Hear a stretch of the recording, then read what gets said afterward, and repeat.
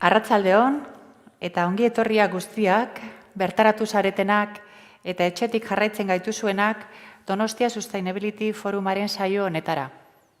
Donostia Foroa, jasangarritasunaren erronka handien gaineko eztabaida eta informazioa eskaintzen duen plataforma irekia da. UPV-EHUren udaikastaroek, 2 hamarkadatik gora daramagu iraunkortasunaren eta bereziki klima aldaketaren difusioan lan egiten disiplinarteko ikuspegi batetik.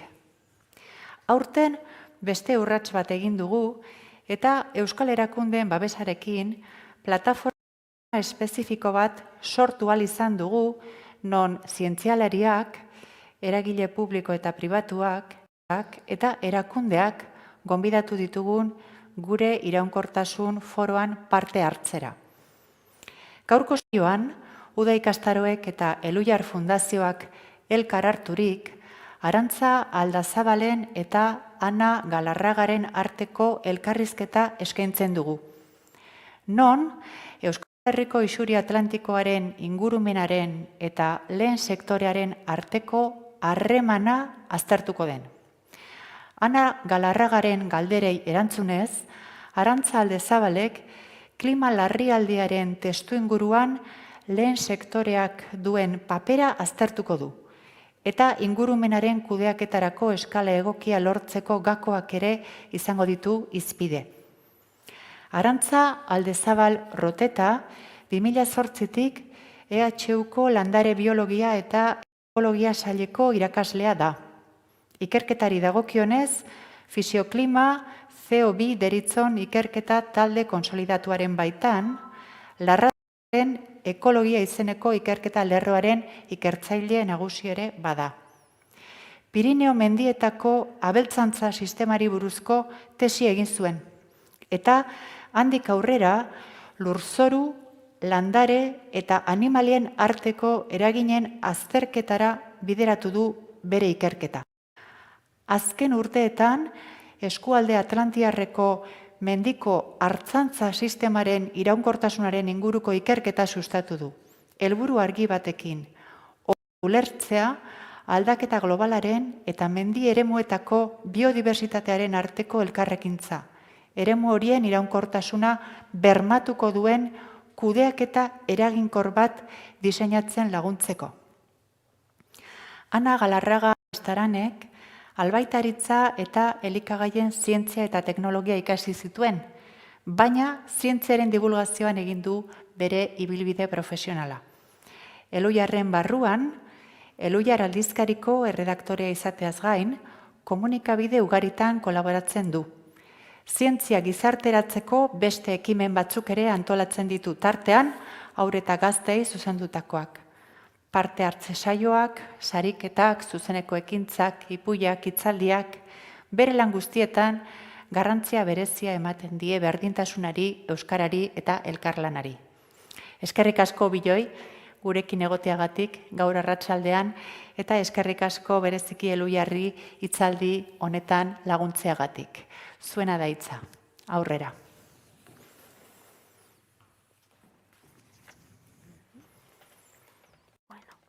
A ver. Ze plazerra, maskarilla kentzea.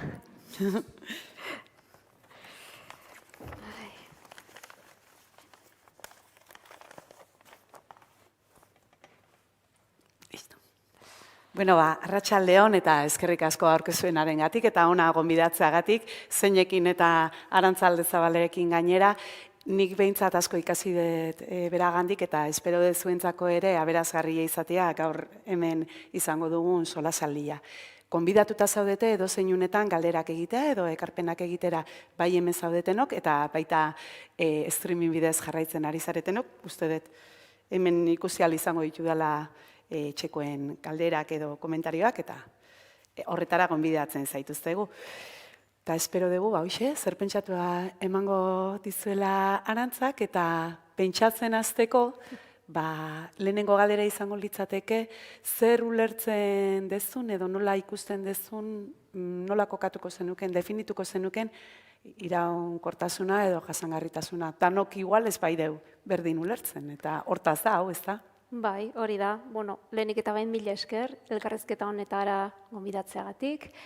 Eta, Ana, ez didazu galdera errexe egin. Izan ere, egia da, iraunkortasuna, jasangarritasuna, euskeraz ere kostatzen zaigu batzuetan itzulpen egokia ematia, baina asko hitz egiten den modan da honoitako hitz bada, ezta? Eta askotan inertziaz erabiltzen duguna, ondo pentsatu gabe zertaz ari garen, ez? Eta iraunkortasuna bereziki gainera esango nuke oso definizio konplexua duen zerbait dela.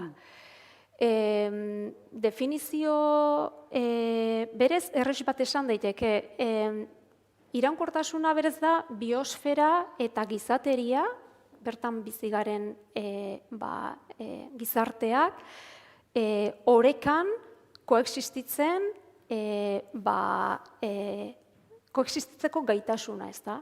Esatea horrela oso erresa da, baina hori nola egiten da, zer da oreka hori, ez? Badakigu entzun dugu askotan ere, ez? Gaur egun behar diren baliagaiak bizi garenok mantentzeko, baina nolabait asetuko ditugunak gure beharrak, baina hurrengo belaunaldiei ere behar dituzten behar izan horiek edo asetuko dituzten behar izan horiek arriskuan jarri gabe, bai? Gauza da, hori esatea erresa da, baina benetan zer dago horren atzetik. Nik ikusten deten bezala eta irakurri dut, ze autore desberdinek eman dituzte definizio desberdinak, eta denboran zehar aldatu den kontzeptu bat da gainera. Orduan, modu errez baten esan daiteke iraunkortasunak barne ibiltzen ditula bere definizioan gutxienez 3 ardatz nagusi. Ardatz bat da ingurumena, beste ardatz bat da ekonomia, eta beste ardatz bat da gizartea, bai, ardatz soziala. Horiek gutxienez. Gero eta gehiago gehitzen ari zaizkio, esate baterako, azpi ardatzak nahi baduzue, edo azpi multzoak, ez? Horrekin batera egongo litzateke kultura, politika, teknologia, bai? Eta ulertu behar da gainera ardatz guzti hauek ez direla euren artean independente, ez dira ardatz isolatu batzuk, baizik elkarrekin lotuta etengabe elkar eragiten ari diren ardatzak direla. Eta horrek egiten du oso konplexu iraunkortasuna bera ulertzea eta gero zer esanik ez aplikaziora eramatea, ezta? Eta gero gainera iraunkortasun horri eskala espazio-temporal bat esleitu behar zaio, ze bestela oso gauza abstraktoa da, ez? Orduan, ulertu behar da, iraunkortasuna aplika daitekela oso eskala desberdinetan, hitz egin dezakegu lur planetaren iraunkortasunaz, hitz egin dezakegu Europa kontinentearen iraunkortasunaz, hitz egin dezakegu udalerri baten iraunkortasunaz, ustiategi baten iraunkortasunaz, beraz, konplikatzen du baita ere, denboran eta espazioan ere eman behar zaiola nolabaiteko kontekstu bat, bai? Eta batez ere, elkarrekiko menpekotasun hori. Adibide bezala, askotan jarduera ekonomiko batek eskatzen du natur baliabideen ustiaketa bat, ezta? Beraz, ustiaketa horrek ingurumenean eragiten du, eta gainera ustiaketa mota horrek ekarriko du gizarte egitura bat, eta gizarte egitura horrek egitura edo ohitura kultural batzuk. Beraz, ekonomia, jarduera ekonomiko horren kudeaketak eragingo ditu, nahita nahi ez, zuzenki eta ez zuzenki aipatu ditudan arlo guzti horietan. Orduan, berez, iraunkortasuna hori dana kudeatzea eta guzti hori orekan mantendu beharreko egoera bada. Bueno, garbi da, bezala erresa. Bat ere erresa. Hori da, hainbeste ardatz hori guztiak egotia orekan, bueno, ez da... Bai, eta batez ere oreka zer den ere, edo oreka batzuentzat ze maila den, bestentzako... Zer izan daiteken onargarri jaurrengo belaunaldi horren torkizuna konpromesuan jarri gabe, ezta? Hori da, iraunkortasun, bai. Zer tauden prest galtzeko eta Hori da. zekorire adostasun batera iristia ez da erresa Bai, izango. zuek imaginatu behar duzue gainera iraunkortasuna neurtzeko eta pixka bat iraunkortasun hori, helmuga bezala jartzeko, aipatu dizkizuedan ardatz hauei pisu bat eman bertzaile. Zer da garrantzitsuago ekonomia, zer da garrantzitsuago ingurunea, gizartea, maila berean jartzen baditugu, hor, liskarrak sor daitezke edo batzuek lehentasunak ikuspegi batetik dituzte, beste batzuk bestetik, orduan hori izaten da zaila, ez? Gainera, disiplina oso desberdina dira, metodologia desberdinak aplikatzea eskatzen da, orduan, elkar ulertzea ere zaila egiten da, disiplina arteko harreman honetan, ez? Eta adostea eta adostasun batetara iristea ere kosta egiten da, ez?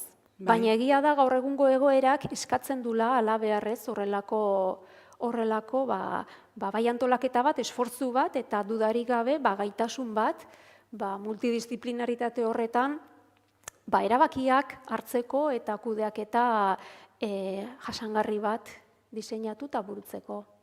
Hori da, eztabaida ez ari izan mintzat horretarako aitzakia ez heltzeko gaiari. Hori da, bai, erresa ez da, esan bezala gauza izugarri konplexua da, baina egin beharreko zerbait eta askotan benetan ikusten bada egiteko behar hori eta borondate hori baldin badago, elkar ulertzera lehenago edo beranduago iritsiko gara. Baina egia da, danok planu berean jarrita, ez da? Esan nahi dut, horizontalki begiratuz eta bakoitza bata besteari entzunez eta ez nolabait inposatuz nirea da garrantzitsuena, ez? Baizik, ez, nireak zurearengan eragiten du, zureak nirearengan, beraz, danon kontu bada, ez?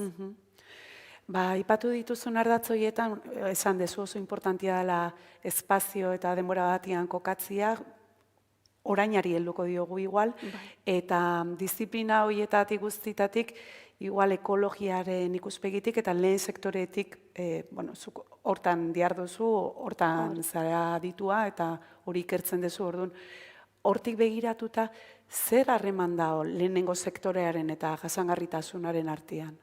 Bai, hor lehenengo sektoreak, batez ere lehenengo sektoreak kokatzen badugu gaur egun aldaketa globalaren kontestu horretan, alde batetik dauzkagu klima aldaketagatik klima larrialdi honetan aipatzen diren berotegi efektua duten gasen emisioa asko nolabait lehen sektoretik datorrela argi dago eta neurtu dira, eta beraz, hor arazo bat dago, ingurune arazo bat, lehen sektorearekin lotuta dagoen, ez da? Bestetik, lehen sektorea funtsezkoa da, bai, elikagai horrek behar ditugulako, eta gero ingurune bat zaintzen duelako, lehen sektore horrek paisaia bat eragiten du kultura bat, eragiten du bizitza bat, eta ezin da nolabait deslotu aldaketa global horretatik. Zer gertatzen da, esaten duguna, bertan elikagaiak ekoizten dira, baina askotan supermerkatura goaz eta zer topatzen dugu. Kanpotik datorren elikagaia, merke dagoena, beraz, merkatu globalizatu honetan zuzenki, merkatu globalizatu honek zuzenki eragiten du lehen sektorean, ez? Eta tokian tokiko lehen sektore horren garapenean. Beraz, lotuta dago dena. Aldaketa globala, lurralde antolaketa edo erabilera, azken finean esan dugun bezala paisaiaren eraikitzaile eta moldatzaileak dira, lehen sektoreko batez ere abeltzantzak eta hartzantzak, eta guzti hori ezin da deslotu nolabait esateko lehen sektoretik, ez da? Lehen sektorean dana dela, badaude gainera aldi berean, gertatzen ari dira, heredatutako edo tradiziotik datozen kudeaketa modu batzuk eta berriak edo azkeneko urtetan datu direnak, hemen ere. Orduan hori ere kontuan hartu behar deza bakarrik kanpotik datorrena, baizik eta bertan ere baditugu eredu bat baino gehiago unagoetan. Bai, eta gero, pentsatu behar duzu baita lehen sektoreak asko eragiten dula nekazaritza politika bateratuak, eta bertatik datozen diru laguntzak, eta diru laguntza horien egiturak, eta diru laguntza horiek jasotzeko eta emateko ezartzen diren irizpideak. Orduan, hor, nahi baduzue, nien naiz aditua, honetan, baina ikusten dut nolako eragin zuzena daukan, batez ere, nik aztertzen ditudan abeltzantza sistematan, ez da? Eta beraz, ikusi da, diru laguntza horien arauera, baita gure abeltzain eta nekazaritara, hartzaiek, hartzen dituztela bide batzuk edo besteak, beti ere aholkularitza tekniko bat jarraituta, baina askotan, ikusi da behintzat, diru laguntza horiek intensifikazio batetara bultzatu dutela, eta nolabait galtzen ari dela hemen bertako abeltzantza, mendiko abeltzantza ekstensibo hori, ez? Edo hori kolokan jartzen den sistema badela. Eta garrantzi gehiago ematen zaio produktibitateari, azalera asko dituenari, abelburu asko dituenari, azken finean diru laguntza gehiago jasatzen du abeltzain eredu horrek. Beraz, azkenean produktibitatea da sustatzen dena oraindik ere diru laguntza horiekin. Bai, aipatu dezu ekonomia dela justu ardatz horietako bat, eta horre zuzenean dauka baitare kliman izan dezaken eraginaren neurria, eta ez bakarrik kuantitatiboki, kualitatibokire, desberdina da, segun zen. Badaukagu bideo bat, BC3 egindakoa, ez da, komentatzen haitu geha, aproposa izan daitekela, aurriritzi edo guain arte uste ziren gauza batzuk, hauzitan jartzen ditulako eta erakusten dulako, segurazko ikuspegia aldatzia beharrezkoa dela ulertzeko behar den moduan kontua. Aitor, badaukagu ikustia bideoa mesedez? 6 minutu irauten du.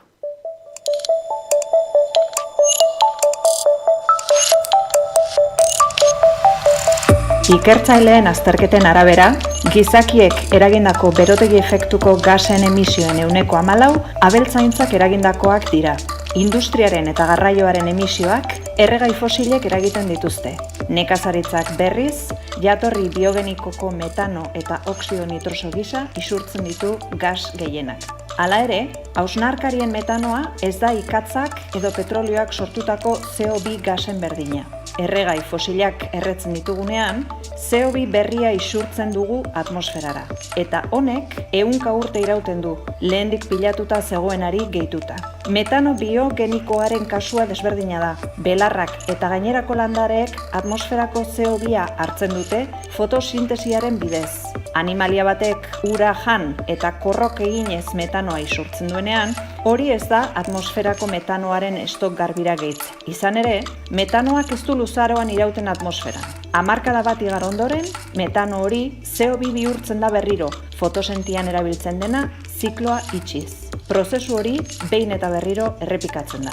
Industrian eta garraioan berriz, isurpenen 100% CO2 berria ekartzen diote atmosferari. Milioika urtean zorupean egon den karbonoa alegia.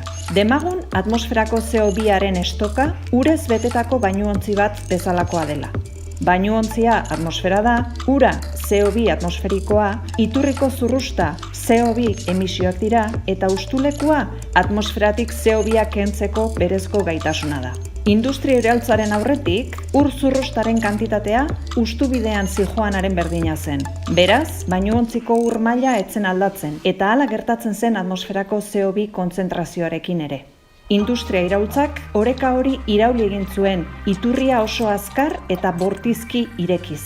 Horren ondorioz, atmosferako CO2-aren kontzentrazioa hazi eta hazi eginda lurra berotuz. Hala, CO2a atmosferan egonkortzeko, iturria itxi egin behar dugu. Horrek, zalantzarik gabe, energia berriztagarrietara azkar aldatzea eta energia gutxiago kontsumitzea eskatuko du. Lehenago aipatu dugun bezala, hausnarkarien metano biogenikoa beste kontu bat da. Izan ere, metanoa berehala bihurtzen da CO2 biogeniko. Ustubidetik doan ur kantitatea iturritik ateratzen denaren ia berdina dela esan dezakegu beraz. Eta horrek, berdin segituko du datozen urteetan, hausnarkarien kopurua handitzen ezpada. Grafiko honetan, Europako ardi eta hauntz sektorearen metano emisioen joera ikus dezakezue. Emisio horiek 3% murriztu dira urtero. Oxfordeko Unibertsitatean garatutako neurketa metodo berri bat isurpenak berotzearekin lotzeko gai da. Honek erakutsi duenez, sektore horrek ez du atmosfera gehiago berotu. Beraz, ardiek eta hauntzek Europan etorkizunean eragingo duten berotze efektua neutraliza dezakegu uneko emisioi eutsiz gero. Are gehiago, ardiek isurtzen duten metanoa urtean 1% murrizten badugu, atmosfera hozten ariko gara. Erregai fosilen kasuan ordea, emisioak erritmo berean murriztuko bagenitu ere, oraindik ere berotze handia eragingo genuke. Baina kontu honetan, dana ez da metanoa. Berotegi efektua eragiten duen hirugarren gasa oxido nitrosoa da. Atmosferan 100 urte irauten du eta tona bat oxido nitroso 275 tona CO2-ren baliokidea da. Klima aldaketari eta lurrari buruzko IPCC taldearen azken txostenaren arabera, larreekin lotutako abeltzaintzak eragiten du nekazaritzako oxido nitrosoaren guztizko emisioen erdia baino gehiago. Baina balio hori eta abeltzaintzako oxido nitrosoaren eta simaurra erabiltzearen beste balio batzuk gehiegi balioetsita daude IPCC-ren 2006ko gidalerroen emisio faktoreetan oinarritzen baitira. Gidalerro hauen azken eguneratzearen arabera, artzaintzaren oxido nitrosoaren eta mindak erabiltzearen emisio faktoreak gehienez ere aurreko aldian kalkulatu zirenaren erdia dira. Azken puntua, gaur egun jende askok eskatzen du hausnarkaria hazienda desagerragaztea, berotze globalari aurre egiteko. Larreko hausnarkaria hazienda biodibertsitate handiko larreetan bizi da. Baina metano kantitate handiak isurtzen ditu, eta zenbat eta belar eta zuntz gehiago eduki haien dietak, orduan eta metano gehiago sortzen dute, ekoizpenean erregai fosil gutxi behar badute ere. Hala ere, larreko abelburuak iraganean basoko belar jaleek betetzen zuten espazioa hartzen ari dira, eta haiek behar zuten belarra jaten. Biek txoko ekologiko bera hartzen dute, eta larreetako zelulosa digeritzen dute. Kenduz gero, basoko beste belar jale batzuek ordezkatuko lituzkete, eta haiek antzeko metano emisioak eragingo lituzkete, iraganean gertatzen zen bezala. Era berean, labore gehiago landatu beharko lirateke hazienda elikatzeko, larre sistemen galera konpentsatzeko. Abeltzaintza intentsiboa litzateke eta metano gutxiago sortuko luke, baina erregai fosilen erabilera eta oxido nitrosoaren emisioak gutxienez bikoiztu egingo lirateke. Ongarri gehiago erabiltzearen eta hazienda dentsitate handiagoa izatearen ondorioz. Gainera, paisaiak eraldatuko lirateke eta biodibertsitatea galdu. Metanoa murriztuz, erregai fosilen erabilera handitzea ez litzateke eraginkorra epe laburrean, eta gauzak are okerrago jarriko lituzke etorkizuneko belaunaldientzat. Beraz, beste honetan egin beharko genuke aparteko ahaleginak gizakiok. Erregai fosilak erabiltzeari uztean eta nitrogeno eta CO2 aztarna gutxiago eragiten duten elikagaiak ekoiztean.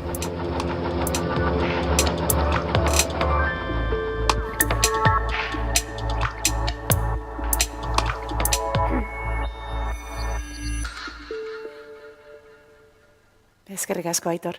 Bueno, ikusi deu bideoa, trinko xamarra da, aitortzen deu, gai hauetaz eta ez dunak interes berezia izan, eta igual gauza asko berriak ingo zitzaizkion, horregatik eskatuko izut arantza, igual, azpimarratzeko pare bat, 3 bat gauza ez, metanoaren adibidez, hausnarkari eta batez ere igual eredu intentsiboa eta estensiboaren arteko aldiak, eta horiek klima aldaketan eta berotze globaleko gasetan daukaten eragina, hola, azpimarratuko dugu fosforitu hartuta.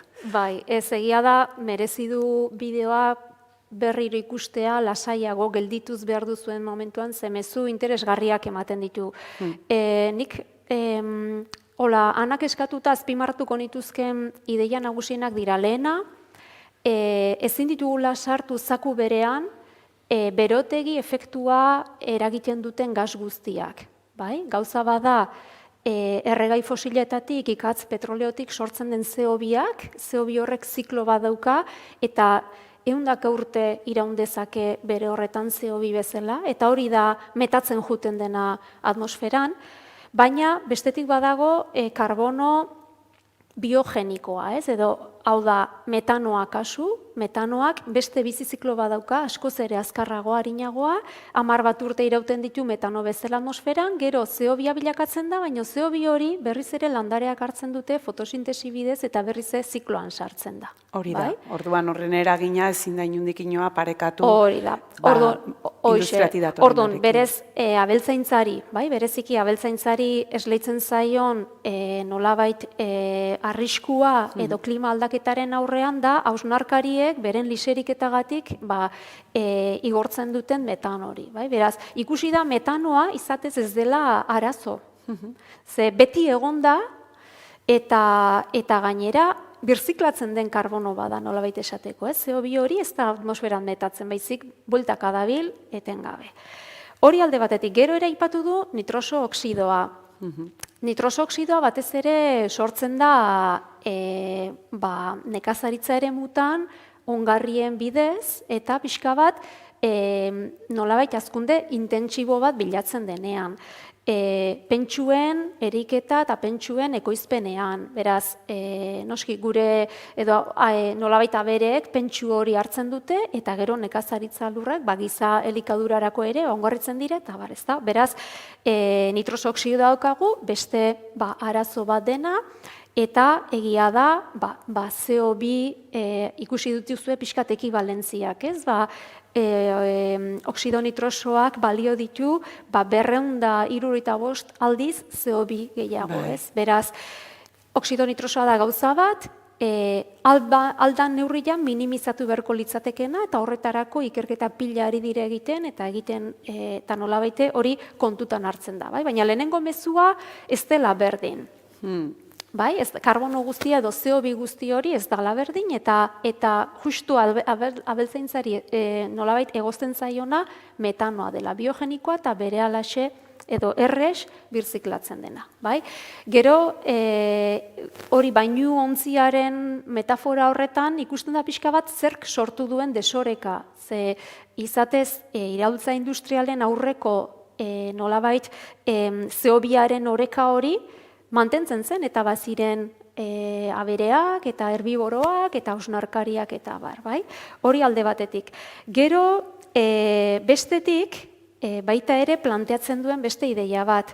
Bueno, zer gertatuko litzateke hausnarkarien erdiak entzen baditugu, ezta? Hau da, nahi ditugu metano emisioak murriztu, beraz horretarako dagoen konponbide bakarra, abere erdiak kendu eta kentzen den abere erdi horiek betetzen duten espazioa, habitata eta ustiatzen duten ingurune hori, hasiera batetan, seguraski basorantzko dinamika baten sartuko litzateke, baina berehala sortuko lirateke hor, basa fauna, ez, basa bereak, eta basa hausnarkariak. Beraz, jarraituko litzateke metano emisioa ematen, bai?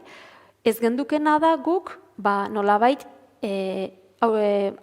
abelburu domestikoetatik jasotzen dugun haragi hori eta ekoizpen hori eta elikagai guzti horiek jasoko, ezta? Beraz, galduko genduke elikadur kate horretan guk onura bat, gizaki bezala, egoista moduan pentsatuta, baina ez genituzke murriztuko metano emisio horiek, beste herbiboro hausnarkari batzuk beteko luketelako pixka bat txoko edo ekosistema horiek. Ikusten da, ez? Hemen adibidez basua nola etortzen da bere onera uzten dianian lehen nekazaritza eta beltzantzara hartuta zeudenak eta orkatzak eta horrelakoak eta nola ugaritzen dian, hori da. Eta ez hori bakarrik, metanoaren emisio kopurua hausnarkariak hartzen duen elikaduraren baitakoa da. Zenbat eta zuntz gehiago hartu, metano gehiago emititzen da.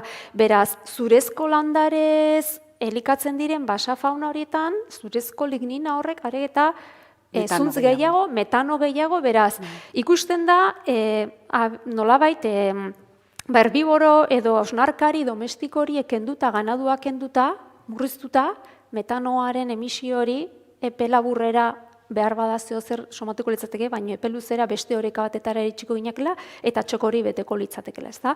Eta gero gainera, mantenduko genduken abeltzantza, ze okela ekoiztu behar dugu, ezta? Jendeak jan egin behar du, eta proteina iturri garrantzitsua da, intentsifikazio batetara bultzatuko genduke, ze azkenean abere gutxiago, okel kopuru gehiago nahiko genduke, edo beraz intentsifikazio horrek zesan nahi du, ongarri gehiago, oxido nitroso gehiago erabili beharra, beraz gehiago kutsatzen Erregai berotegi fosil efektua gehiago hori da. erabiliko genituzke sistemak berak eskatzen duelako. Hori da, beraz, ustez, metano emisio hori murriztu edo pixka bat mitigatzeko asmotan planteatzea bereziki modu ekstensibo baten kudeatzen den abeltzantza, mendiko abeltzantza izan daitekena edo gure eskualde atlantiar honetan gehien eramaten den abeltzantza hori, edo sustatu beharko genduken abeltzantza hori, justu ikusten da neurri horrek kontrako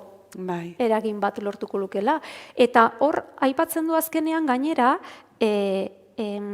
metanoa benetan ez dela desoreka hori sortzen duen berotegi efektudun gasa baizik beste erregaietatik sortutako, ezta? Orduan, lortuko bagendu daukagun abelburuekin, elikadurarekin pixka bat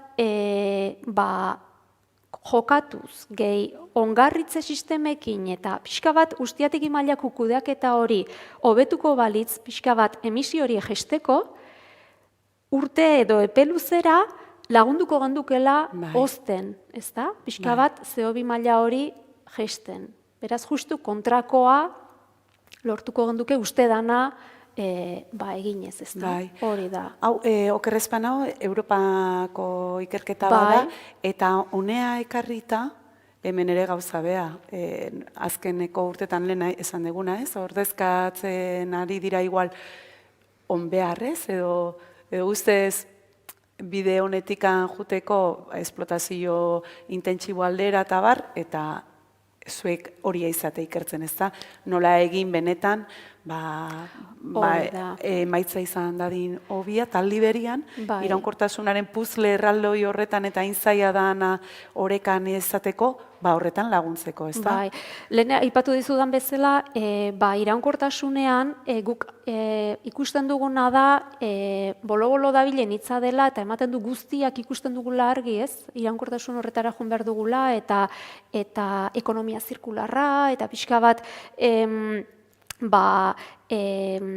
ingurunearekin askoz ere errespetu handiagoa eskatuko duen sistema batetara, baina gero, errealitatea da, Europatik jasotzen diren diru laguntzak intentsifikaziora, produktibitatera, eta erabiltzen dute gainera, nola da, intentsifikazio jasangarria. Beraz, gauza da, oraindik ere ikusten da, erabakietan eta diru banaketan, ekoizpena, produktibitateak dela oraindik sustatzen dena benetan. Eta horrek esan nahi du, mantenduko dela horrelako nekazaritza intensibo bat ikusten dena kutsatzailea dela, biodibertsitate galera ekartzen duen sistema badela, eta aldiz ikusten dugu, abeltzantza ekstensiboak, produktibitate aldetik kaskarragoa dena, gutxio produzitzen dunak, dauzkala, eskaintzen dizkigula beste hainbat onura, paisaiaren mantenu bat, biodibertsitatearen mantenu edo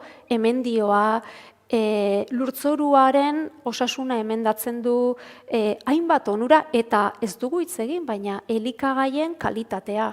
Ze esaten duguna asko ekoiztu, baina zeren truke eta ze kalitatekoa, ez da? Ze gantz mota, zenbat proteina, pixka bat gure osasunarekin lotuta baita ere. Orduan askotan, kalitatea ez da adibidez kontutan hartzen, eta aldiz, guk badauzkagu datuak eta argitalpenak badaude, demostratzen dutenak, mendizabalean larratzen diren abelburuetatik, sortzen diren esne eta gaztetatik, benetan osasuntsuagoak diren gantzez egiteko produktuak direla, edo okela, arkume baten okela, mendian belarre bidez elikatu dena, eta ez pentsuz modu intensibo batetan, ez? Aldi berian, hobetuko genuke gainera, justu, osasunian egiten ari garen kalteak, ez? Bai obesitatea, aparato kardiobaskularreko arazoak, bakantzak direla, eta horrekin lotuta baitare dago haragi gehiegi jaten degula, berez, behar deguna baino, orduan zertarako ekoitzea hainbeste. Claro. Nora saltzeko edo nondik ekartzen da gainera jaten dugun hori guztia. Elikaduraren burujabetzaren gaia ere, hor legoke, osasunarekin elkarrekin Lotuta zan erabat. guztiz. Bai, eta gainera, zuk diozunez, eskatuko luke kontsumo ohiturak aldatzea. Hortarako gizarte lan ikaragarri bat egin behar da, baina azkenean kontsumo ohiturak zertxo baita aldatuta eta daukan balorea emanez bertan ekoiztutako kalitatezko produktu bati, berez guztiak izango ginake, nolabait sentituko ginake sistema horretan ekarpen bat egiteko premia horrekin, ez? Batzutan horrelako gaietan ematen du beti direla artzainak, abeltzainak, euren aldetik jarri behar dutenak, eurek minimizatu behar dituztenak, hondakinak, eurek dana euren ardura, ez guk ere zerbait egin dezakegu, sistema horre funtziona dezan, eta benetan gure nolabait elikadur sistema honetan burujabeagoak izateko, hurbileko ekonomia sustatzeko eta batez ere lehen sektorea, ez da? Baina ez da lehen sektoreak egin behar duen transformazio bat edo lehen sektorearen gan erortzen den erantzunkizun bat. Nik uste dut erantzunkizuna denon aldetik eta gure gandik hasita, seguru, eta askotan kudeatzen ditugunean mendiak, herri bat, lurralde antolaketa bat, ez dago kontsumitzailea edo herritarra mendiaz bizitzen ez dena hor mai inguru baten edo diseinatzen, ez? Nolakoa izan beharko luke gure herriak, zer nahi dugun lur horrekin, zer ez da izan, nolako herria nahi dugun, nolako paisaia, ez? Eta aldiz, nik uste dut, gakoa dela, baita ere, mendiaz bizi ez den eta abeltzaina ez den herritar horri, horren nolabait erantzule ere egitea, ez? Nik ezin dut ezer egin, bai, zuk egin dezakezu, hasi zaitezke pixka bat, zure kontsumo ohiturak aldatzen. Ados, hor planteatzen diten zalantza da, zenbateko indarri izan dezaken norbanako herritar kontzientziatu horrek eta arduratsu horrek, Europati datozen politika ekonomikoen aurrean hor oximoron hori leno esan dezuna intentsifikazio jasangarria, ez? Oximoron bada bere horretan, horrela ikusi da. Horren politika horretan eragiteko ze aukera daude o nola egin daiteke? Egia da, oraintxe bertan esate baterako hori, gauza esate baterako ez, aipatu dugun nekazaritza politika bateratuak. Izugarrizko menpekotasuna daukagu, gure abeltzain eta hartzaiek eta nekazariek diru laguntza horiena. Eta askotan hori Europar Komisioan eta erabakitzen dira, hartzen dira irizpide batzuk, eta irizpide horiek gaur egun arte huts egin dute. Entzungo zenuten greening eta horrelako hitzak pixka bat berdeagoa edo nahi dan nekazaritza politika bat. Hau da jasangarriagoa izango den nekazaritza politika bat. Baina gero benetan hain konplexua da ulertzera gainea banaketa hori nola egiten den, egin dezakeguna da gutxienez presio sozial bat, eta esan behar dizuet, ikerlarien eskutik behintzat ari garela egiten, ez? Eta aurten bertan sinatu dugu eta argitaratuta dago, eskari bat proposamen argiekin, lehendabizi ongi 3.000-tik gora sinatzaile gaude, eta Europa Parlamentura eraman da, eta eragingo duen dokumentu bat dela uste dugu. Baina da, esaten da bezala, nekazaritza politika bateratuaren, oraintxe bertan 2020-tik 27-koa martxan jarriko da, osterako egiten den eskakizun bat, ez? Eta orduan, baldin badaude evidentzia zientifikoak egiten ari diren eta hartzen ari diren erabakiak ez direla benetan efizienteak nekazaritza eta abeltzaintza jasangarriago bat garatzeko, eta ikusita evidentziak daudela hori demostratzen dutenak, eta konponbideak badaudela eta zientzialaren eskutik metodologiak eta konponbide horiek plazaratu dira eta proposatu dira, nik uste dut saiatu behar garela gutxienez Hori borrokatzen Europan, baina baita ere gure herritik, gure esparrutik, gure eskalatik, gauza horiek ere alda neurrian praktikan jartzen, ez? Udalerriek esate baterako lurrak baldin badituzte jasotzen dute diru laguntza hori. Eta hortaz gainera ez bakarrik lur horiek eukitzeagatik, baizik badago ere landa garapenerako diru laguntza, ez da? Hor pilare desberdinetan banatzen dena, eta diru horrekin zer egin dezakegu? Orduan, nik uste udalerri mailan badagoela autonomia bat, badago zer egitea, urrats batzuk eta eredu batzuk martxan jartzea, funtziona dezaketenak leku horretan, ze tokian tokiko ezaugarriak eta potentzialak desberdinak dira.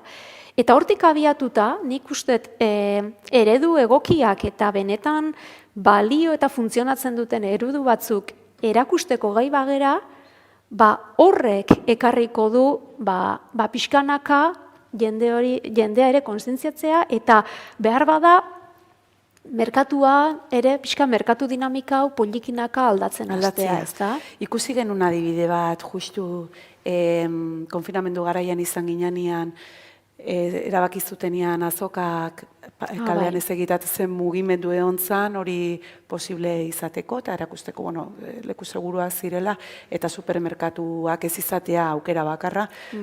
Bada hor kezka bat eta hementxe galdera bat egin digute baitare. Mirene Begiriztainek bota du, eskerrik asko Mirene. Eta esaten du, garapen iraunkorreko helburuetan nola jasotzen da nekazaritza iraunkorrago baten aldeko irizpideak? Zein dira irizpideak garapen iraunkorreko helburuetan? Zehaz-mehaz, irizpideak ez dakit Mirenek esan nahi duen sinatu den edo lan honetan zehazki. Bai, pentsatzen dut, bai, ze maiuskulatan idatzi du, orduan hortaz zaila.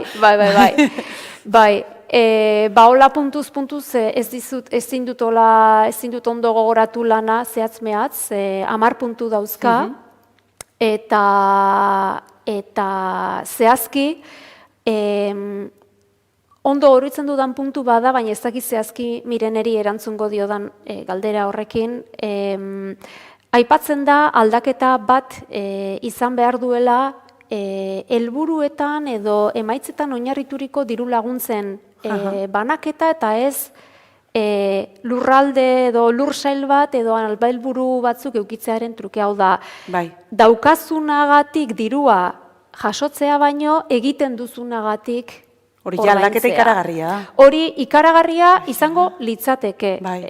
Bada nire ustez pausu bat, ze oso argi dago askotan benetan momentu honetan diru laguntza horiek antolatuta dauden bezala, lur jabe batek jasotzen du diru gehien, baina erabilera ez da bere esku egoten. Beraz, lehenengo urrats garrantzitsu bada, erabili behar duen horrek jaso dezala benetan diru laguntza, ez? Zer gertatzen da? Nola egiten da horren jarraipena? Indikatzaileak ditugu, indikatzaileak badaude eta gainera berriak sortuko dira, ez? Eta beraz, behar duguna da neurri neurgarriak diren indikatzaileak ikusteko benetan eremu horretan nolabait definitu edo ezarri dan helburu hori egindako kudeaketa horrekin eta hartu den konpromezu horrekin betetzen ari den, ez? Eta pixka bat salto handiena alde horretatik izango litzateke eta nik uste horrek ekarriko lukela dudarik gabe beste nekazaritza eredu bat. Ikaragarria iruditzen zait hori egite baldin bada paradigma aldaketa bat, baina arte hori ez da. Bada, gauza da, eragozpen handiak daude. Eragozpen ikaragarriak daude, benetan hori ala izan dadin. Privilegio bezala izan duten diru laguntza horiek, resistentziak egon. Hori da, eta nik ikusten detena eta esan bezala, seguru Mireneni baina asko zubeto ezautzen dula. Horrekin ja erantzuna. Ezautzen dula nekazaritza politika bateratu hau, baina nik ikusten detena da azkenean benetan diru laguntza hori jasotzen duen lur jabeak ez badu benetan kudeatzen lur hori kudeatu beharko luken bezala eta ez badu lur hori erabiltzen behar bezala, ari da izugarrizko engainu egiten gizarteari Eta ez hori bakarrik eragozten benetan lurraz bizi nahi duenak duintasunez bizi izatea. Gaina da traba bat, da eragozpen bat, eta itotzen ari dira benetan hortaz bizi nahi dutenak. Bai. Galetu diot, barkatu miren maiuskulagatik, baina minuskula ez lortu jartzia, eta esango du oiuka erantzun dit, eta galetu diotia, baietz, erantzuntzat. Pozten naiz. Eskerrik asko. Bai, aldaketa handi izango litzateke, eta ikusten duzu gehien bat zuen esparrua, Nafarroa eta Erkidegoan ari zarete, baina iparraldean ebai ez da? Iparraldeko batzuk bai. Pirinao Atlantarran barruan geldituko litzateke, horrezakit bada hon aukerarik erakunde maila hortan ere honen alde egin alizateko, elkarren artean ere badauzkate proiektuak, ez da? Bai, hor egia da iparraldeko errealitatea gutxi ezagutzen dut, baina eukititudan harremanak bertako hartzaiekin eta argi uzten didate beste zeharo desberdina direla, hartzai bezala ere edo eurek pixka bat beraien jarduera ulertzeko duten moduagatik ere. Han oso arrunta da erabakitze organutan hartzaia bere egotea, ez da? Eta nolabait ahalduntze hori iparralden badago hartzaiaren aldetik, ez? Diru laguntzen kontuan, egia esan ez dakit oso ongi nola den, Frantzian, baina pentsatzen dut orokorrean hemengo arazo antzekoak direla, esan nahi dute banaketa hori. Egia da, nik uste lurraldeak kudeatzearen aldera,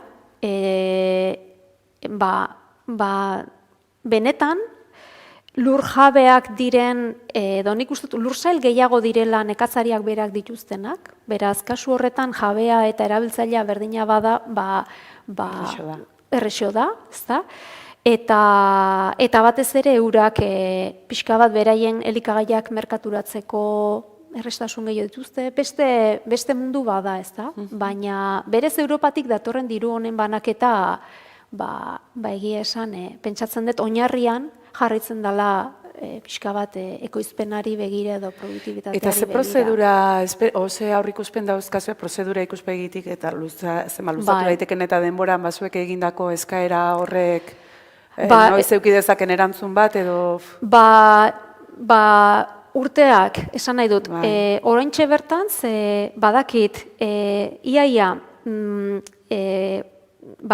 nekazaritza politika bateratu honek dauzka ustez 6 urteko epeetan, ezta? Orduan, epe bat hasten den momentuan urrengo eperako diseinua hasten da, ezta? Oaintxe bertan sartu gara okerrez manago 2027, 14 zen aurrekoa, 27, eta ja ikusten da hor sartu diren nolabait moldaketa edo sartu diren aldaketak pixka bat jasangarritasun bide horretan, labur geratu direla, eta berriz ere nolabait inefizienteak izateko bide horretan. Orduan, orain hasi da nolabaite borroka edo presioa, horren osteko nekazaritza politika bateratu baten diseinurako. Ja, hori jakin da igual importantia izango litzateke lehen aipatu dezun presio egite kontsumitzailea berak izateko eragile aktibo, hau gizarteratzeko eta pedagogia egiteko momentuare izan daiteke, ez da egiten dana, baina gehiago, seguru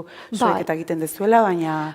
Hori askotan, esan, hori gaia gizarteratzea kosta egiten da, kosta egiten da, eta holako esan, ikastaro hauek adibidez, marko zoragarria dira, plaza zoragarria horretarako, eta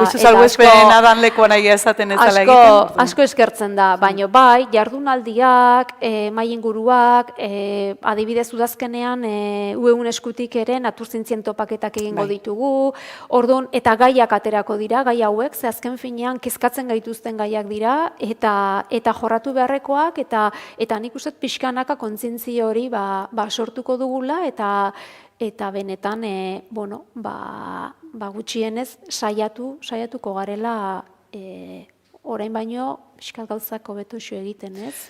Zenik, ez dakit, igualera bat oker naho, baina badaukat impresioa badaola, jende bat behintzat talde batzuk eta kezkatuta daudena, lehen aipatu dudan adibidea garbila da, baina ez dakit konplexutasun guztian eta aipatu ditugun ardatzoie guztiak ere kontuan hartzen duten, eta horrela dimentsio horrekin, are eta garrantzitsuagoa bihurtzen da norberak eduki dezaken jarrera. Hori da, bai. Honekiko, ez da? Bai. Azkenean, baita klimara goazela, eta ekonomia, eta politika, eta gero, guzti horiek ere barne hartuta, eta bai. zure paisaia, eta zure kultura ere hor daudela, orduan. Bai, pixka bat ere, nik uste gakoa dela benetan aldaketa hori emateko borondate bat egotea. Borondate bat, baita ere klabe kolektiboan pentsatuko duena, eta nire ustez borondate hori topa daiteke udalerri mailan zenbait udaletan, nahikoa da, pixka bat, horren alde egingo duen pertsona talde bat elkartzea, eta pertsona talde horretatik muina izanik, nolabait egokiena litzateke sortzea talde multidisziplinar bat, esan nahi dut, jakintzarlo desberdineko aholkulariekin, bertako ekoizleekin, bertako kontsumitzaileekin eta lehen sektorearekin ere zerikusik ez duten hirugarren sektore, baina lehen sektoreaz nolabait lotura daukaten lurralde horiek. Ez gainera normalean izaten dira, eta burura etortzen zait adibidez Baztan bezalako udalerri bat, ez da? Izaten dira deklaratuta daude balore natural eta kultural handiko paisaiak. Orduan, hor badago kontzientzi bat, badago muin bat eta badago borondate bat.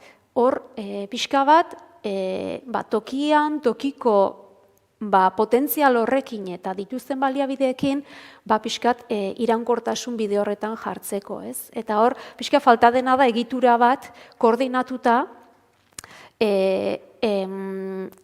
aholkularitza emateaz gain, bereziki egoera desberdinen aurrean, eszenatoki desberdinak simulatzeko gaitasuna emango duten metodologiak, eta hori guk ikerlariek eskain dezakegu, baina bertakoak sinistu behar dute benetan horrek funtzionatuko dula eta kudeaketa hobe bat egin ahalko dela.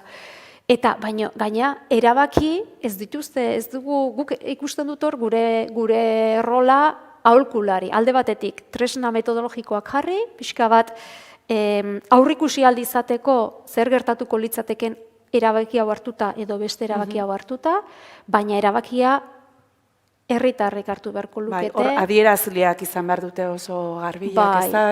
Hori da. Eta ulergarria gainea ikusteko benetan. Hori da. Eta gero behar da, eremua, lekua bera oso ondo ezagutzen duen jendeak. Potentziala da, azkenean esaten duguna, tokian tokiko partikularitateak, ezaugarriak, potentziala, jendearen izaera, horre danak, ezin duguna da, esan, hauxe da, egin behar duzuen kudeaketa eredua, eta leku guztitan funtzionatuko du. Ez da pentsatu ere. Hori garbi da, ikusten. Hori da, orduan. Ez hontan da ez ezer. Hori da, orduan, borondate hori, eta esan bezala pentsamolde kolektiboa, ez da gauza bat ni bakarrik nagotan, nik bakarrik hau ezin dut, baizik da maila kolektiboan hartzen den erabaki bat. Hain justu beste galdera badaukagu, hori, interes eta sektore desberdinak eta basogintzari buruz galdetzen du, erabaldotuta da ona, ez da? Bai. Eta Mikel Etxeberria Okarizek orduan galdetzen du, garapen iraunkorreko helburuetan basoa kontserbatzea ere sartzen da? Nola uztarte daiteke basogintza eta nekazaritza? Gure herrian balda referenterik biak uztartzen dituenik? Uztartu daiteke lurralde antolaketa bat baldin badago, eta lurralde antolaketa horretan, azterketa bat egiten bada, antolatu dugun lurralde horretan bizi diren biztanlegoaren behar eta nolabait behar izan guztiak asetzeote dituen, ez? Orduan, nekazaritza eta basogintza uztargarriak direla, noski, ze kopurutan bakoitza? Baso motaren arauera, lurraldearen arauera, herrialde horrek edo udalerri horrek dauzkan baliabideen arabera, hau da, lekuan edo tokian tokiko azterketa eginez ikusi beharko litzateke nola uztartu hori, ez? Baina Eta ze baso dan. Eta ze baso den. Hori, Azkenean, esan bezala, baso eredu asko dauzkagu, baso ustiak eta intentsiboa ikusi da kaltegarria dela, nekazaritza intentsiboa bezala. Horrek esan nahi du baso ustiak eta intentsibo guztiak desagertu behar dula? Behar bada, ez, behar bada, zerbait behar dugu, baina ze kopurutan, non daude mugak, ze, orduan, ezin dana da, esan, Euskal Herri osorako hainbat eguneko izango da baso mota, beste hainbat ez dakiz, ez da, ze aukera ematen digu gure lurraldeak, ez? Orduan, azterketa nolabait global hori, nik uste egiteko eskala errexena udal maila edo udalerri maila izan daitekela, bai? Nik ez dut imaginatzen, igual, ez dakit, herrialde bezala, edo Euskal Herri osorako, edo nola, nik uste nolabait espazio, hau da, detailetik hasita ez da, eskala espazial txiki eta pixkat autonomikoa izan daiteken, hau da, bere aurrekontuak manejatu eta bere realitatea. Erabakimena daukan... Hori da, erabakimena duen alik eta hori da, pixkat maila horretatik abiatuta, gero igual, geografikoki eskala goragoko eskaletara, ez? Azkenean, guk askotan esaten dugu, zoom efektua, ez? Guk, landaredik mapa bat iten degunean, larreak marrazten ditugu. Eta bataz besteko dibertsitatea larre hauena, esaten duzu, gutxi gora bera, ematen duzu bataz besteko bat. Baina, bazoaz geisten, eta askoz dibertsitate gehiago ateratzen zaizu, zergatik, eskala txiki horretan askoz joku gehiago daukazu, uste baino heterogeneitate espazial gehiago, uste, orduan, eskala txiki hori, da benetan interesgarriena eta joku gehien eman dezakena. Gero hortik gora, orokortasun gehiagotara jo zaitezke eta beste eskala batetara pasatzen zara behar bada beste metodologiekin eta beste muga batzuekin, ez? Baina nire ustez eskala txiki hori horretatik abiatu beharko ginake, abiapuntu bezala eta funtzionamentu edo kudeaketa eredugarri errealak egin daitezkela erakutsiz. Hortarako udalak ere ahaldundu inberko. Ahaldundu. Zezan deun erabakimena, neurri batera. Baso gintzan, bai ez da? Bai. Handia. Hori da. Orduan, ez daukat, ezautzen ditut eta batzuetan irratiz eta hola, nik badakit orduinan oso gauza politak egin dituztela, esan nahi dut plan estrategiko bat, eta pixkat herri bezala antolatu hitz egin diseinatu eta martxan jarri, ez? Ikastolako edo herri eskolako jantokian bertako ekoizleen elikagaiak eraman, eta orduan, orduinak egin du, egin behartzuena, eta ikusi du, eta lanpostuak sortu ditu, eta orduan, olako ereduak badaude.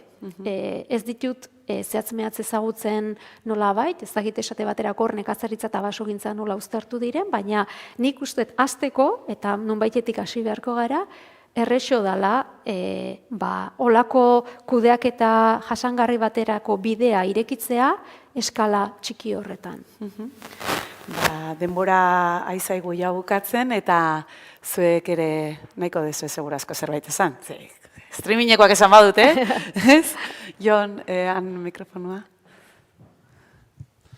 Bai, zeharka ukitu duzu edo nekazaritza intentsiboaren beste adar bat bada non ekoizten den eta non kontsumitzen den, ez? Eta horrek ere ze inpaktu duen CO2 emisioetan, batez ere energi fosilena, ez? Hau da, Txilen egindako sagar bat edo Hego Afrikako naranja bat edo Australiako ardi haragia.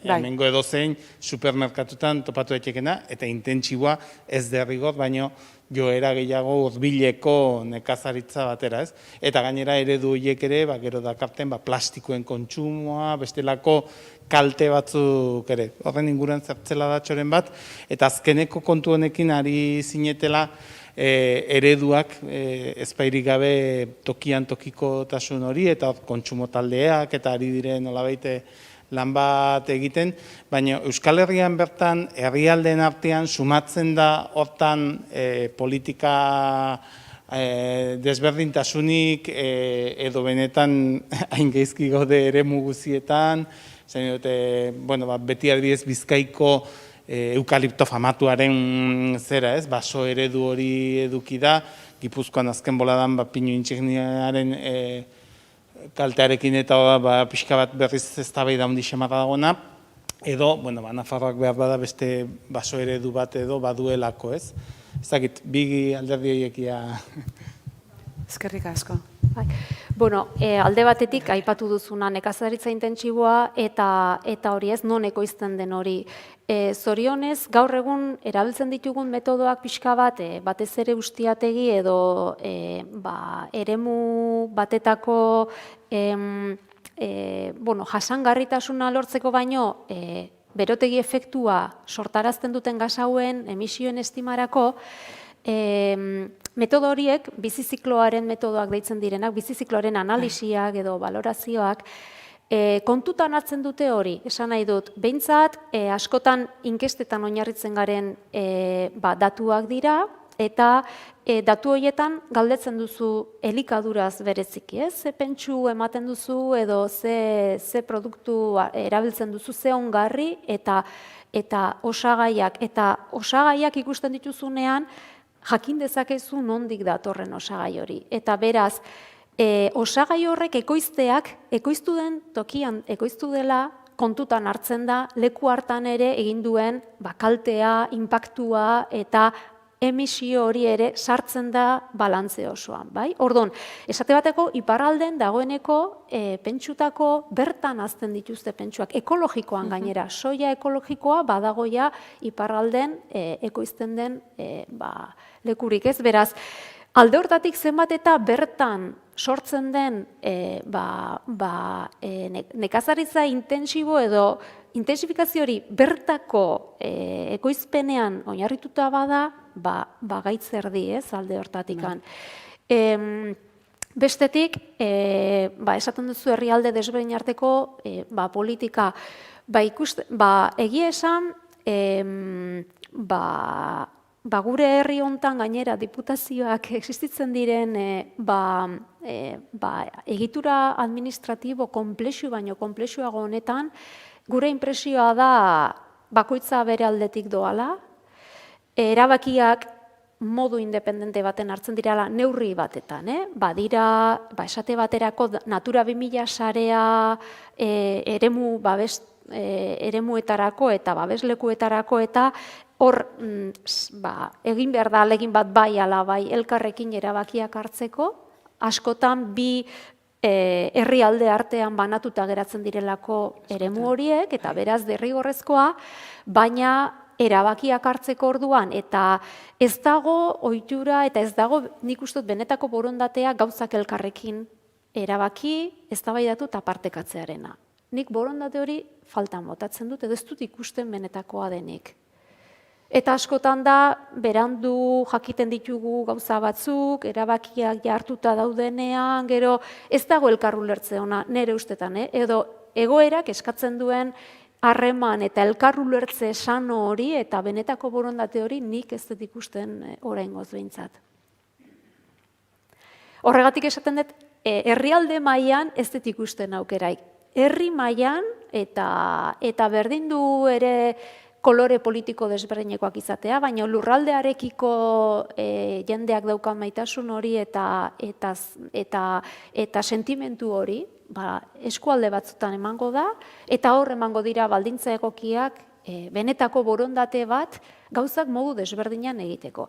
Eta gero izan behar da jarrera ireki bat, jendeak batzutan ematen du nahi dituela gauzak oain arte bezalain, eta ez, oain artekoak ez badu funtzionatu gauzak desberdin egiten hasi beharko gea, ez? Eta orduan, batzuetan, behar bada, mai gaineratu behar dira, ideia batzuk, hasiera batetan igual asko hartuko dutenak, baina igual, badakizunak beste leku batzutan funtzionatu dutela, ez? Bai, azkenen evidentziatan oinarritutako politikak egitea izango litzateke, eta borondatiaz gain maitasuna lurrarekiko eta guain momentuan norberak, gaina honula oso egoiztagean, horretara deitziaz gain, nik uste dut, konpromesu bat daukagula aurrengo belaunaldiekiko, eta hori etika hori ere... Bai, dudik gabe.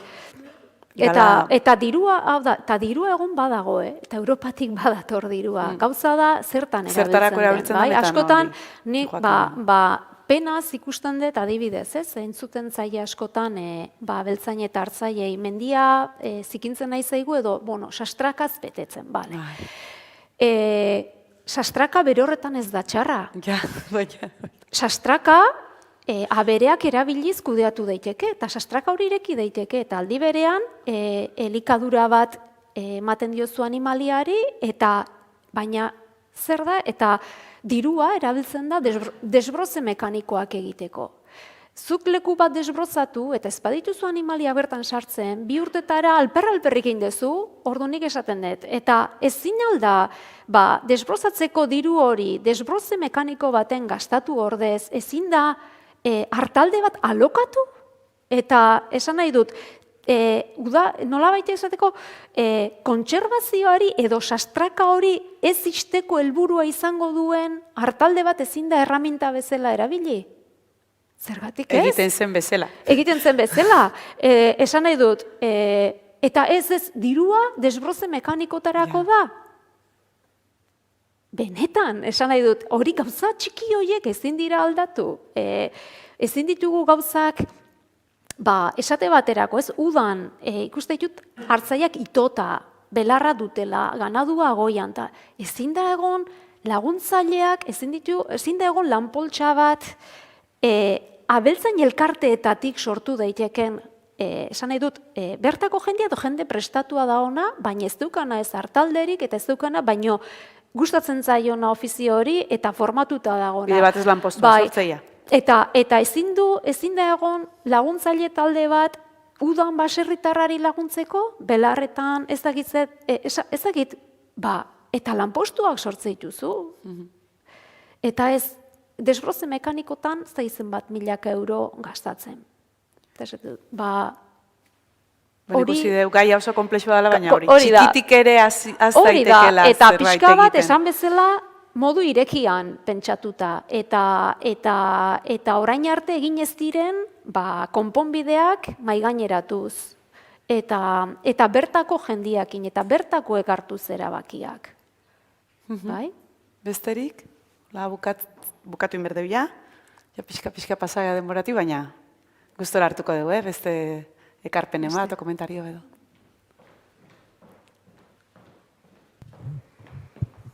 Bukatzen ari gara, baina labur.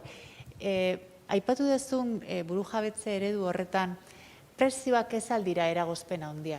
Ze konsumitzaileek ikusten dugu gertukoa garestiagoa dela. Eta badakizu ez zer etorri zaidan burura, Frantzian dieselarekin gertatu dana. Hartu zituzten eredu batzuk diesela pixkanaka merkatutik entzeko, ura garestitu, eta ikeragarrizko erantzuna izan zuen, denok ezin ditugulako horrelako politikak ordaindu, ezta? Orduan, burujabetze hori lortze aldera, prezioen politikarekin kontuz ibili behar dugu, aipatzen dituen subentzioak kontutan hartuz, ezin da bapatean egin eta litzateke mundu guztiarentzako izango. Eta badaukat beste kezkatxo txiki bat, aipatzen duzuenean abeltzaintza ekstensiboa, ez duzu aipatu animaliaren errespetua bera, ez da? Animaliak sufritzen duena, Frantzian bertan, uste dute oker ez banago 2050erako erabaki dute abeltzaintza intensibo estabulatu produkzio masibo hori eragoztea, eta ez bakarrik ez delako jasangarria, baita animaliaren beraren sufrimentu hori, ongizate hori ere kontuan hartu behar dugulako, kontsumitzaile ikuspegitik ere bai. Ze pentsatzen duzu horretaz? Bai, zalantzarik gabe. Oain gainera, askota, badagai bat gainera kezkatzen duena, eta izatez, oain dala urte batzutatik, badago okela erostea joaten zarenean, edo edo supermerkatuan, fijatzen bazarete, badago, ja, ikur edo seilu bat, ezta? Pixkat, animaliaren ongizatea bermatuta daukanaren, eta badira urratsak ze bada beste gai bat kontutan hartu behar dena, eta orain arte, aztuta egon dena, ez da, ongizatearena. Elikagaien kalitatea, animaliaren ongizatea. Aipatu dizuedan, iraunkortasunaren ardatz multiple horietan, gero eta gehiago sartzen ari gara, gero eta gai eta nolabait arazo eta kontzeptu gehiago daudelako kontuan hartu beharrekoak. Eta prezioarena aipatzen zenduna, da, horietako bat, bestela. Bai, eta egia da prezioarena problema bat dela, baina egongo dira formulak, pixka prezio hori ez dizut esaten, ze gauza da, oso merke erosten ari garen hori, oso merke erosten ari gala, benetan, oso geizki ordaindutako lana dalako, eta benetan ez gera ordaintzen ari horrek balio duena. Beraz, ari gara oso ekonomia eredu deitoragarri bat elikatzen. Eta hortaz, kontziente garen momentuan ere, agian, alba dugu behintzat ez diogu prezioari bakarri begiratuko. Eta gero nahi gertatzen nahi zait nire herriko fruta dendan. Juten naizen aldi oro, esaten dio da lehenko gauza.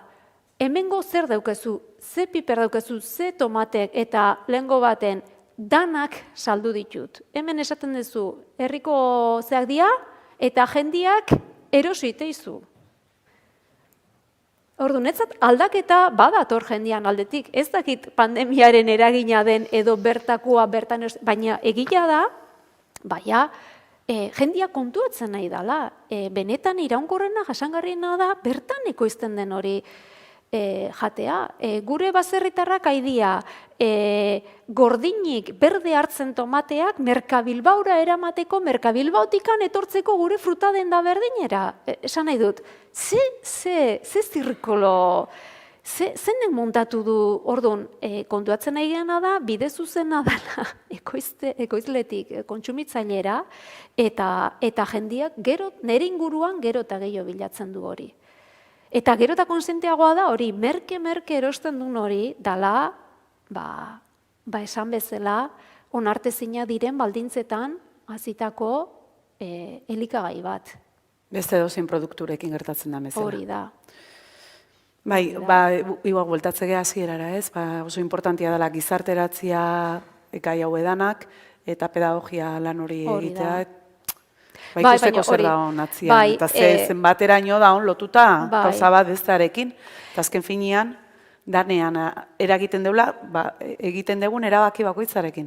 Hori da, baina hori ez, konturatzea, nekazaritza intensiboaren arazo ez dela nekazariaren arazoa, edo abeltzaintza intensiboarena danon arazoa da, gu ere zirkulo horretan bageralako pieza klabe bat ez, eta gure jarrera hori aldatuz gero, seguraski eragina batek aldatzen badu ez, baina polikinaka danon eskutik badoa jarrera aldaketa hau zeozer. Eta bitartian Europanea ber. Eta bitartian gora, azkenean, esan bezala, eragite eskalak desberdinak dira. Eta horrek ez du esan nahi, eskala txikian aritzeagatik goian aritu behar ez garenik. Orduan, leku guztitatik aritu behar gera, baina egia da, praktikoki, operatiboki, segurazki gure eskala txiki hori gure udalerria edo gure herria dela. Eraginkorra dela. Eta gauza kutxakor bada, esan nahi dut herri baten, gauza polit bat iten bada, funtzionatzen badu, eta bertako herritarrak pozik eta gustura badaude, horrek inguruko herrietan eragiten du. Eta behitu, hau ez zer egin dute, zergatik ez, eta batzuetan posible izango da, eta bestetan ez, esaten batez ere borondate kontua delako askotan. Ondo iruditzen bali mazaizu eta ez badago behintzat hemen besterik, hemen ez dut jasotzen ez dare beste galdera edo komentari hori, mentxe utziko genduke. Eskerrik asko etorri zareten hoi, etxetik jarraitu duzuen hoi, eta zuri batez ere. Zuei, mila eskertzuei. Eskerrik asko.